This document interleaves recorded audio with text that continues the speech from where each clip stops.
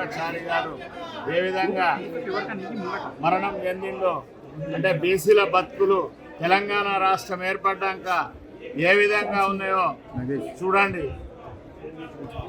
మాకు 17%కే పరిమితం చేసి బీసీలందరినీ అన్యాయం జరిపి, నిన్న జరిగినది కూడా ఏ పేపర్లో రాకుండా కూడా కవర్ చేసి అన్ని అగ్రవర్ణాల పేపర్లే, అంటే బీసీలంటే ఎంత వివక్ష గురి అవుతుందో చూడండి.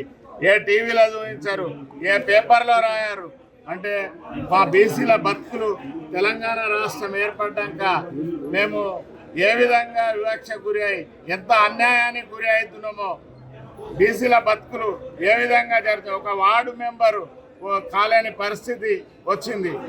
అక్కడ నల్గొండ జిల్లాలో చూస్తేనేమో మూత్రం దాగించి అగ్రవర్ణాల వారు ఏ విధంగా వివక్ష చూపించి ఎంత అన్యాయం చేస్తున్నారు.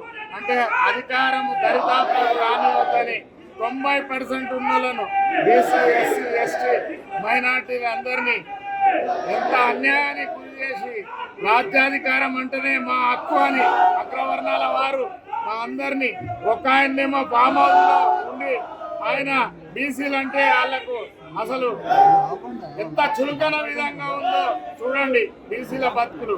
ఈ బీజేపీ ప్రభుత్వం ఏమో గవర్నర్ గారి దగ్గర, రాష్ట్రపతి దగ్గర బిల్లు పెండింగ్ పెట్టి మా అందరికీ ఏ విధంగా అన్యాయానికి గురవుతున్నామో చూడండి.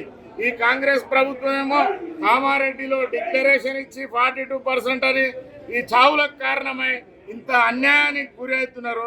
మా బీసీ జనము ఎంత వివక్ష, ఎంత అన్యాయానికి. రాజ్యాధికారం అంటే మీరు 78 సంవత్సరాల నుంచి మీ బతుకులను మేము ఎట్లా మెయింటైన్ చేస్తామో ఆ విధంగానే ఉంచాలని ఒక దిక్కు కిషన్ రెడ్డి, ఒక దిక్కు కాంగ్రెస్ ప్రభుత్వము, వీళ్ళందరూ కూడా మా బీసీల చావులకు కారణమై ఈ విధంగా ఇప్పుడు కాంగ్రెస్ ప్రభుత్వము హత్య చేసినట్టు ఇది.